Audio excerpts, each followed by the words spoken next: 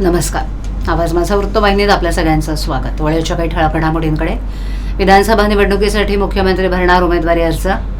Police दलाच्या वतीनं हुतात्मा दिन साजरा आणि संजय केळकर यांची उमेदवारी जाहीर. महायुतीतर्फे कार्यालयात जल्लोष. येत्या 20 नोव्हेंबरला एकाच टप्प्यात महाराष्ट्रातील 288 मतदारसंघांसाठी मतदान पार पडणार आहे, तर 23 नोव्हेंबरला विधानसभा निवडणुकांचे निकाल जाहीर होणार आहेत. दरम्यान शिंदेंच्या शिवसेनेकडून आपल्या उमेदवारांची यादी जाहीर करण्यापूर्वीच मोठी घोषणा केली गेली आहे. मुख्यमंत्री एकनाथ शिंदे येत्या 24 ऑक्टोबर रोजी उमेदवारी अर्ज भरणार आहेत. ठाणे शहरातील कोपरी पचपाखाडे विधानसभा मतदारसंघातून ते त्यांचा उमेदवारी अर्ज दाखल करणार असल्याची महत्त्वाची माहिती समोर येते.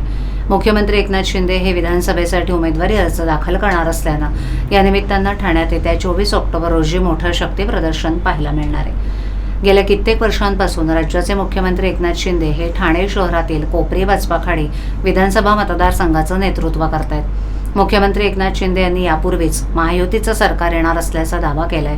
त्यामुळे यंदाच्या विधानसभा निवडणुकीत महायुतीतून जास्तीत जास्त जागा कशा जिंकता येतील त्यावर त्यांचा सर्वाधिक कल असणार आहे. अशातच शिंदे गट शिवसेना यांच्या पक्षाकडून अद्याप उमेदवारांची नावं समोर आलेली नसली तरी आज किंवा उद्या या 2 दिवसात 30 ते 40 जणांची यादी जाहीर करण्यात येणार आहे. 21 ऑक्टोबर रोजी ठाणे पोलीस दलाच्या वतीनं पोलीस हुतात्मा दिन मोठ्या आदरानं साजरा करण्यात आला. या कार्यक्रमाचं आयोजन ठाण्याच्या कोटनाका येथील हुतात्मा स्मारकाजवळ करण्यात आलं होतं. कार्यक्रमाप्रसंगी शहीद पोलिसांना श्रद्धांजली वाहण्यात आली आणि त्यांच्या स्मृतींना वंदन करण्यात आलं. यावेळेला ठाण्याचे पोलीस आयुक्त आशुतोष डुमरे, सहपोलीस आयुक्त ज्ञानेश्वर चव्हाण तसंच इतर वरिष्ठ पोलीस अधिकारी, कर्मचारी आणि नागरिक मोठ्या संख्येनं उपस्थित होते. पोलीस हुतात्मा दिनाची सुरुवात 1959 साली लडाख इथे घडलेल्या एका धाडसी घटनेमुळे झाली. त्या दिवशी केंद्रीय राखीव पोलीस दलाच्या 10 जवानांनी चीनच्या सैनिकांशी लढताना आपल्या प्राणांची आहुती दिली होती. त्याच धाडसी जवानांच्या स्मरणार्थ दरवर्षी 21 ऑक्टोबर हा दिवस पोलीस हुतात्मा दिन म्हणून साजरा केला जातो.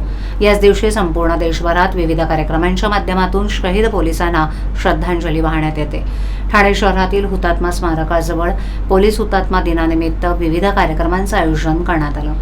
शहीद जवानांच्या कुटुंबियांना सन्मानित करण्यात आलं आणि त्यांच्या बलिदानाची गाथा उपस्थितांना ऐकविण्यात आली.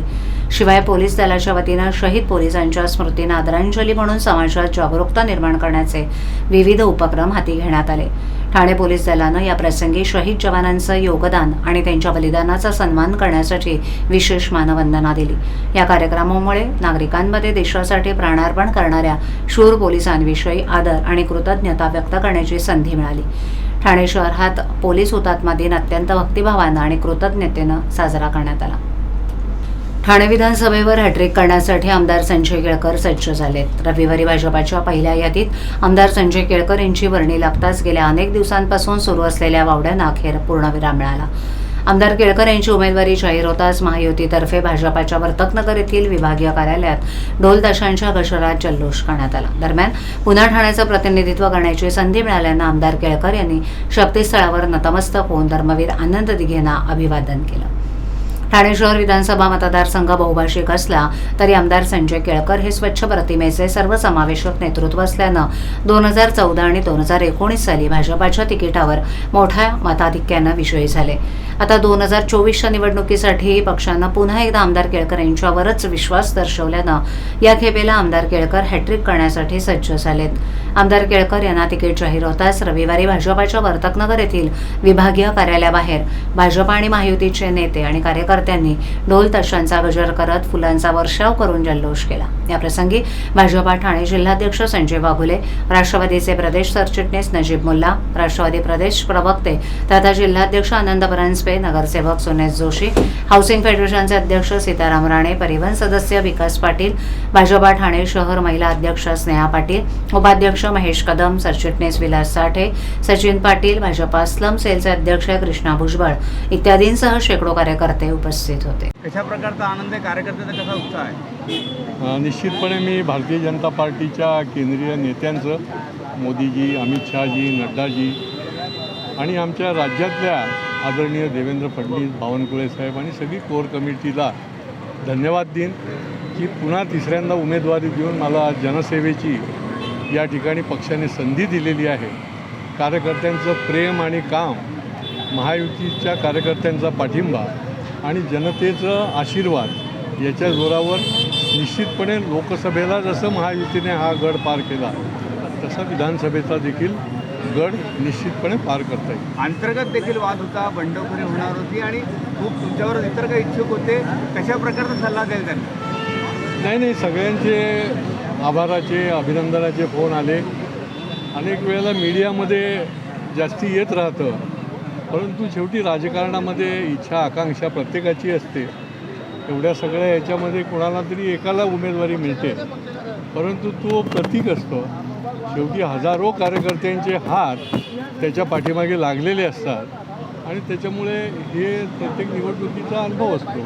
निश्चितपणे महायुतीचे सगळे कार्यकर्ते ठामपणे पाठीशी उभे राहतील आणि जनता जनार्दनाने मला सेवेची संधी देण्याकरता त्यांचा देखील मला आशीर्वाद मिळाला. तर आता कमी दिवस राहिले आहेत निवडणुकीच्या प्रचारासाठी, कशा प्रकारची तयारी असेल आणि काय वाटतं?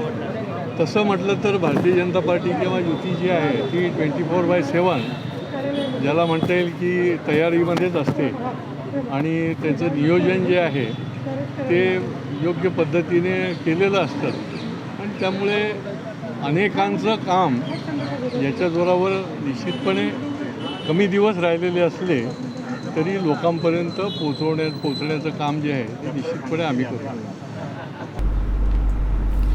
अवघ्या आठवड्यावर दिवाळीचा सण येऊन ठेपलाय. सर्वत्र दिवाळीची जय्यत तयारी सुरू झाली. ठाण्यातील जांभळी नाका तसंच डोंबिवली शहरातील बाजारपेठेत दुकानं विविध वस्तूंनी सजली आहेत. दिवाळीत घरच्या सजावटीचं साहित्य, नवीन कपडे, लक्ष्मीपूजनाचं साहित्य, दिवाळी फराळ, गृहोपयोगी वस्तू, त्याचप्रमाणे विद्युत रोषणाईच्या साहित्य खरेदीसाठी ग्राहकांची आत्तापासूनच लगबग सुरू आहे. चायना वस्तूंपेक्षा स्वदेशी साहित्याला ठाणेकरांनी यंदा पसंती दर्शवल्याची माहिती दुकानदारांनी दिली. बाजारपेठेत आकर्षक आणि सुंदर अशा चायना आणि स्वदेशी बनावटीच्या साहित्यांची भरमार पाहायला मिळते. घराच्या दरवाजाला लावण्यात येणाऱ्या शोभेच्या वस्तूंची मोठ्या प्रमाणावर विक्री आतापर्यंत झाल्याची माहिती दुकानदारांनी दिली. या वस्तू बाजारपेठेत 200 रुपये ते 1000 रुपयांपर्यंत उपलब्ध आहेत. रंगबिरंगी कृत्रिम फुलं, मोत्याची तोरणं, प्रवेशद्वारावर लावण्यात येणारी शुभचिन्हही उपलब्ध आहेत. तसंच केशरी, पिवळ्या, लाल फुलांची गुंफलेली तोरणं बाजारात उपलब्ध आहेत. दिवाळी सणात दरवाजात कंदील लावले जातात. विविध रंगातील आकर्षक कंदील बाजारात अवतरलेले आहेत. त्यात बांबूच्या नक्षीदार कंदिलांचा समावेश आहे. या कंदिलांना मोठी मागणी असल्याची माहिती विक्रेते प्रल्हाद मोरे यांनी दिली. तसंच लाकडी कंदील हे जळगाव आणि भुसावळ इथून ठाण्याच्या बाजारात विक्रीसाठी येतात. सदर लाकडी कंदिलांचा सांगाडा बनवण्यात येतो. त्यानंतर त्यावर आपल्या इच्छेनं हवा तो कागदी कागद किंवा कापड लावून त्याला सजावट होऊ शकते. महाराष्ट्रात मराठा आरक्षणाचा पेच वाढला असून ऐन विधानसभा निवडणुकीत मराठा समाजातून तीव्र प्रतिक्रिया उमटण्यास सुरुवात झाली आहे. मराठा आरक्षणाचा प्रश्न सरकारनं सोडवला नसल्याचा आरोप करत मराठा क्रांती ठोक मोर्चाचे अध्यक्ष आबासाहेब पाटील यांनी भाजपा महाराष्ट्र प्रदेश कार्यकारिणी विशेष निमंत्रित सदस्यपदाचा राजीनामा भाजपा प्रदेशाध्यक्ष चंद्रशेखर बावनकुळे यांच्याकडे सोपवलाय. तसंच येत्या काही दिवसातच पुढील भूमिका स्पष्ट करणार असल्याचा इशारा मराठा क्रांती ठोक मोर्चाच्या वतीनं आबासाहेब पाटील यांनी दिलाय. राज्यात मराठा समाजाला आरक्षण मिळावं यासाठी मराठा समाजाच्या विविध संघटनांकडून उपोषणं तसंच आंदोलनं सुरू आहेत. परंतु मराठा आरक्षणाचा ज्वलंत प्रश्न सोडवण्यासाठी सरकारनं कोणतेही प्रयत्न केले नाहीत असा आरोप मराठा क्रांती ठोक मोर्चाचे अध्यक्ष आबासाहेब पाटील यांनी केला. पुढे बोलताना ते म्हणाले की विविध खात्यातील EWSच्या माध्यमातून भरती झालेल्या मराठा विद्यार्थ्यांचे प्रश्न EWSमधून भरती झालेल्या शालेय विद्यार्थ्यांना प्रवेश रद्द केले जात आहेत. त्यासाठी भाजपा पक्षाच्या माध्यमातून वैयक्तिक पाठपुरावा करूनही प्रश्न सोडवले जात नाहीत. मराठा समाजाच्या प्रश्नांबाबत सरकार सकारात्मक निर्णय घेत नाही.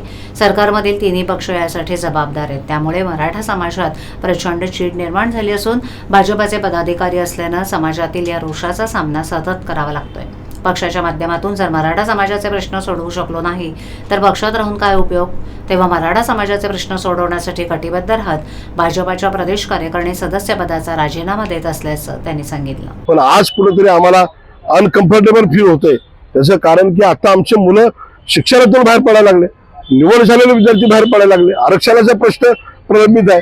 ह्यावरती कुठलाही निर्णय न झाल्यामुळे आम्ही मराठा समाजाच्या वतीनं मी भारतीय जनता पार्टी प्रदेश कार्यकारिणी या पदाचा मी राजीनामा देत आहे. साहेब, आता निवडणुका होऊ घातलेल्या आहेत. जरांगांनी देखील असंच हे केलं आहे आपण भारतीय जनता पार्टीचे पदाधिकारी होतात किंवा एक समन्वयक होतात. जरांगेंचं म्हणणं आहे देवेंद्र फडणवीसांमुळे राजीनामा म्हणजे आरक्षणाचा किंवा मराठ्यांचा प्रश्न आहे तो प्रलंबित राहिला आहे. नेमका आपला दोष कोणावर आहे? आमचा स्पष्टपणे मराठा समाजाचा विषय. सत्तेत कोण होतं? 3 पक्ष सत्तेत होते. 3 पक्ष चालवणारे कोण होतं? मुख्यमंत्री उपमुख्यमंत्री होते. ह्या तिघांपण तेवढेच आहेत. दुसरे विरोधात कोण होते? 3 पक्ष होते. म्हणजे हे सगळेच आहेत. जर विरोधकाने हा प्रश्न आक्रमकपणे मांडला असता, सत्ताधारीने सोडवला असता, सत्ताधारीने सोडवण्याची इच्छा व्यक्त केली असती, त्यांनी सोडवला असता. याच्यामुळे हे सगळेच मराठा समाजा संदर्भामध्ये निर्णय घ्यायला कोणी तयार नाही. त्याच्यामुळे मराठा समाज आता सज्ज आहे. आमचा निर्णय आम्ही घेऊ आणि मतदारातून तुम्हाला तुमची जागा दाखवून देऊ. हे मराठ्यांचा पूर्ण ठरलेलं आहे. आणि संपूर्ण राज्यभरामध्ये जे मराठा समाजाचे विद्यार्थी आहेत, युवक आहेत, समाज आहे, समाजातले कार्यकर्ते सगळे मिळून आम्ही ठरवू पुढे काय. नौपाडा पोलीस स्टेशन इथे नितीन जंक्शन इथे झालेल्या भीषण अपघातानंतर गुन्हा दाखल करण्यात आलाय. या अपघातात दर्शन हेगडे यांचा दुर्दैवी मृत्यू झालाय. घटनास्थळी भरधाव वेगानं आलेल्या कारनं दर्शन हेगडे यांच्या चालवलेल्या मोटरसायकलला जोरदार धडक दिली, ज्यामुळे त्यांचा जागीच मृत्यू झाला. ही दुर्घटना 21 ऑक्टोबर रोजी 1:30 वाजण्याच्या सुमारास नितीन जंक्शन इथे घडली. फिर्यादी दिशीत जगदीश ठक्कर यांनी दिलेल्या माहितीनुसार त्यांच्या टीव्हीएस कंपनीची मोटरसायकल त्यावर काम करणाऱ्या शशांक हेगडे यांच्या लहान भावानं दर्शन हेगडे यांनी चायनीज आणण्यासाठी वागळे स्ट्रीटवरून घरी जात असताना हा अपघात घडला. कार चालकानं अपघात घडून त्याने दर्शन यांच्या मरणास कारणीभूत ठरले आणि घटनास्थळावरून पलायन केलं. या घटनेनंतर नौपाडा पोलीस स्टेशनमध्ये गुन्हा नोंदवण्यात आला असून आरोपीचा शोध घेण्यासाठी पोलिसांनी CCTV फुटेजची तपासणी सुरू केली आहे. आवाज माझावरील एखादी बातमी पाहिजे राहून गेली असल्यास यूट्यूबवर येथे तुम्ही पाहू शकता. तर मग नक्की सबस्क्राईब करा आवाज माझा. आजच्या ठळक घडामोडी शेवटी पुन्हा एकदा. विधानसभा निवडणुकीसाठी मुख्यमंत्री भरणार उमेदवारी अर्ज. पोलीस दलाच्या वतीनं हुतात्मा दिन साजरा आणि संजय केळकर यांची उमेदवारी जाहीर. महायुतीतर्फे कार्यालयात जल्लोष. विधानसभा निवडणुकीसाठी मुख्यमंत्री भरणार उमेदवारी अर्ज. पोलीस दलाच्या वतीनं हुतात्मा दिन साजरा आणि संजय केळकर यांची उमेदवारी जाहीर. महायुतीतर्फे कार्यालयात जल्लोष.